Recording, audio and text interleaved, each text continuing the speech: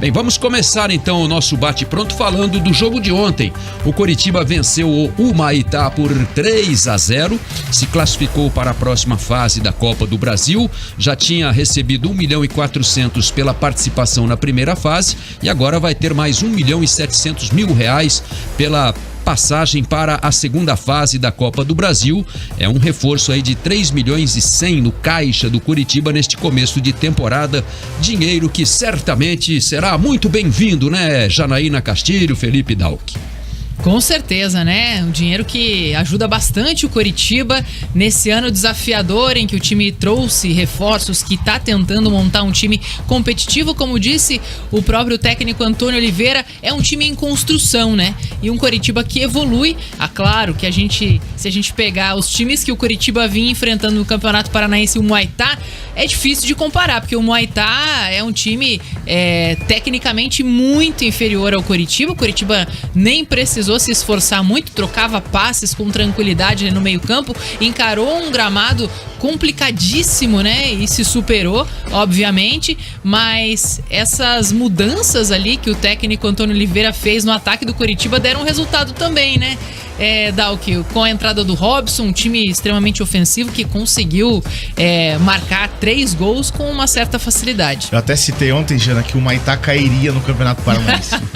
O Rio Branco ganharia do Humaitá. O Rio Branco e também o Foz do Iguaçu. Foz também. Mas ficaria em 13º lugar. 13º, exatamente. Né? Mas o Coritiba ontem realmente, eu achei interessante as mudanças do técnico Antônio Oliveira. No começo eu falei, não faz sentido nenhum, né? Foi um susto quando a gente viu a escalação com o Robson. Eu até citei no bate-pronto de ontem que teria essa possibilidade de colocar o Robson no lugar do Marcelino Moreno, mas que eu não concordava, e não concordei mesmo.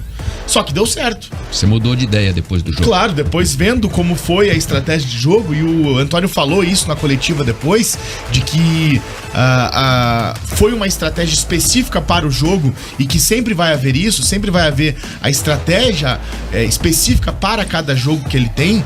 E eu achei bem interessante, porque o Robson, ele ajudou muito mais na marcação do que o Moreno ajudaria, né? Porque o Robson é um cara muito combativo, é um cara que dá a vida ali no campo, né? Quando ele é ponta, ele é aquele cara que acompanha o lateral até a linha de fundo se precisar.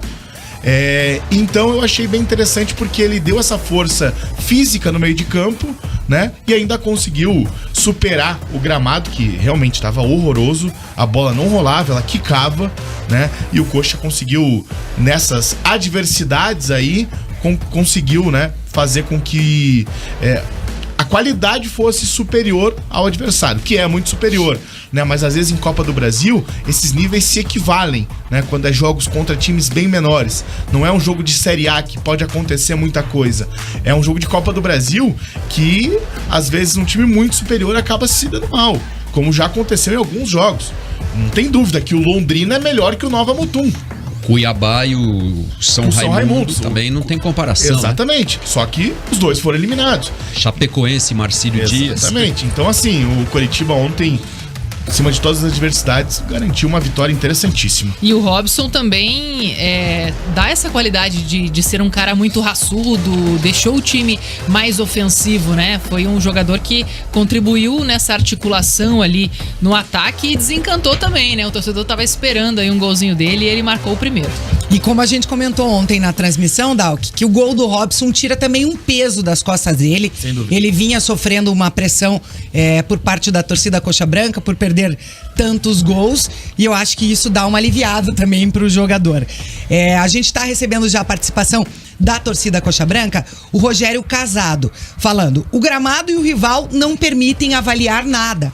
O importante é o time estar convivendo, se conhecendo no dia a dia, adquirindo entrosamento, e o português parece ser muito bom de grupo.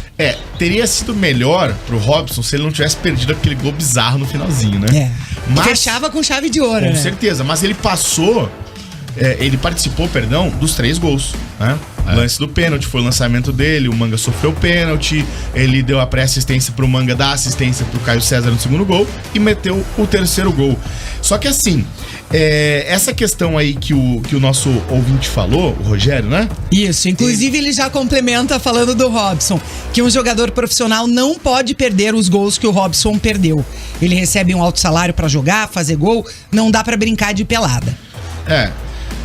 Agora em questão de grupo ali que você falou do Antônio Oliveira, que aparentemente ele está muito bem com o grupo, ele é muito de grupo, sim, ele é. Né? Eu converso com algumas pessoas lá de dentro que elogiam ele assim a cada segundo, sabe? De que ele é realmente um cara que todo o elenco gosta.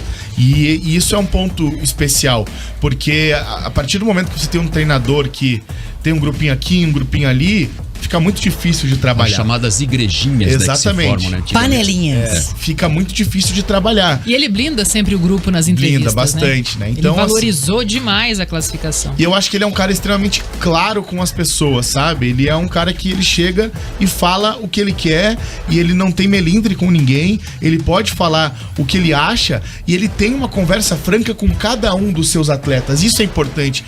Você não vai jogar hoje por isso. Né? Não tem aquele medo de mas você não tá tão bem, não sei o que. Não, ele simplesmente vai lá e conversa o que precisa. E eu acho isso bem importante, porque ele é um cara extremamente verdadeiro. A gente já percebeu nas coletivas, né? Que ele é até, às vezes, um pavio meio curto, como diz o Israel Baroni. Mas sincerão. Mas ele é sincero, exatamente. Exatamente, isso é bem importante, eu creio. E isso é muito importante pro cara ter o grupo na mão, né? Essa conversa olho no olho, né? Não ficar passando mandando a mão recado na cabeça, mandando recado, ou na entrevista jogando o grupo às feras, né? Então, às vezes tem treinador que transfere a responsabilidade na entrevista coletiva para algum jogador ou pro grupo, né? O que aconteceu naquele dia com ele falando do Marcelino Moreno, de que a torcida adorava os lances, mas irritava o treinador, eu não tenho dúvida nenhuma que o Antônio já tinha falado isso pra ele antes. Certo. De o Marcelino, de falar aquilo na coletiva. De se expressar publicamente. Exatamente. E é por isso que ele evita tanto falar individualmente sobre o jogador, seja ponto negativo ou ponto positivo, porque eu creio que o que ele tem que falar, ele fala da porta pra dentro do vestiário. E desde o começo, desde a primeira partida do Coxa, ele insiste em não individualizar. E até eu acho meio teimosia por parte da imprensa por continuar tentando que ele individualize as atuações, né, no final, na entrevista coletiva. Eu passei por isso. O Dalco já foi repórter, a Janaína, eu também lá no começo, você, né, TT? Acontece que, às vezes, é inevitável que o repórter vá para a entrevista e peça uma análise individual de algum jogador que tenha ou se destacado muito pelo aspecto positivo ou pelo aspecto negativo. Até porque, né? Vai citar isso na reportagem, vai ser o destaque da matéria, vai ser o fio condutor da reportagem. Especialmente quando tem um jogador estreando, né? Então a gente sempre pede, né, uma análise de algum jogador específico que se chamou atenção na partida, ou por um aspecto ou por outro. Claro que o treinador se reserva o direito de comentar ou não, né? Então, o brasileiro, no geral, ele não se importa tanto. Agora, o estrangeiro, ele geralmente não gosta de individualizar. Eu passei muito isso com o Morínigo. O Morínigo também não gostava de individualizar. Mas ele respondia, de certa forma, a pergunta, né? Só que tentando fazer meio que embasamento com o grupo todo ali. E eu passei isso por muitas vezes. E realmente, tem momentos que não tem como você fugir de uma pergunta específica. Né? O Muralha falhou num lance. É difícil você não fazer essa pergunta, porque é algo que já aconteceu antes. É algo que foi recorrente na vida do Muralha no Coritiba. Aí quando o Muralha faz uma grande partida e decide a favor, você também tem que perguntar. E muito por quê? Porque você também precisa encher a bola do cara muitas vezes. Então, assim, eu entendo a opção de não falar individualmente, mas existem momentos em que não tem como fugir. Aí vai ser do treinador de falar, não quero falar e pronto. O critério do treinador também. A pergunta tem que ser respeitada, assim como a resposta tem que ser respeitada, né? Eu acho que a relação de respeito, ela é obrigatória. Exatamente. Nesse tipo de... Como disse o Antônio recentemente numa entrevista, disse, não existem perguntas ruins, existem respostas estúpidas. E isso é verdade. Porque a pergunta tem que ser respeitada. Se o cara perguntou aquilo, é porque ele tem interesse em saber. Exato. Porque talvez o ouvinte falou sobre isso. Talvez o comentarista da rádio dele falou sobre isso. Exato. O narrador, entendeu? São coisas que a gente levanta, né, ao longo de uma transmissão. Por exemplo, os gols perdidos pelo Robson, né? É uma coisa que o treinador pode, de repente, ser questionado para avaliar, né? Ele pode não querer avaliar publicamente. Aí a gente respeita também. Mas cabe a nós também, de repente, perguntar, porque interessa ao público que está ouvindo. Porque a gente não pergunta para nós, a gente pergunta para a audiência. Porque daí quando o Robson perde os gols, você vai na rede social e tá a galera caindo de pau em cima do Robson. Exato. Então, são coisas assim, né? Eu acho que a relação tem que ser sempre de respeito. Eu acho que não dá pra ficar alheio, né? Até porque a gente tá... A pergunta é feita em cima de fatos, né? Em cima de situações que aconteceram no jogo. Os ingleses gostam muito de uma expressão de dourar a pílula, né? Ficar dourando a pílula, né? Então, eles gostam que você vá lá, dedo na chaga, né? Não acariciar a ferida, né? Agora é impressionante como a presença do Manga junto com o Caio traz um jogo mais agressivo, né? Mais intenso. É claro que a gente tá falando do Muay Thai, que é um time inferior, mas o Coritiba joga mais leve, né? Parece que flui melhor, assim, as jogadas. Então, eles são realmente fundamentais, assim, nessa fase decisiva do Campeonato Paranaense. O Manga já tem 5 gols, 2 assistências, né? Com a de ontem. E o Manga, ele tá... Quantos no total? O quê? Dos 30 que ele pretende? Faltam 25, né? 25. Faltam 25 ainda. 25 pênaltis. Tinha torcedor brincando, né? O Manga tem 5 gols, 4 de pênalti. Mas o lançamento dele pro Caio também foi... E o Manga, ele virou outro jogador do ano passado pra cá. Assim, na reta final do ano passado pra cá, né? Já falei algumas vezes sobre isso, que aquele momento em que a torcida, na chegada do Couto Pereira, joga um saco de pipoca nele... A torcida tava brava com o time inteiro e tava jogando pipoca nos jogadores. Só que quando o Manga desceu do ônibus, tacaram literalmente o saco inteiro de pipoca nele. E uma coisa que eu vou falar um negócio aqui. E aquilo ali parece que mudou ele, sabe?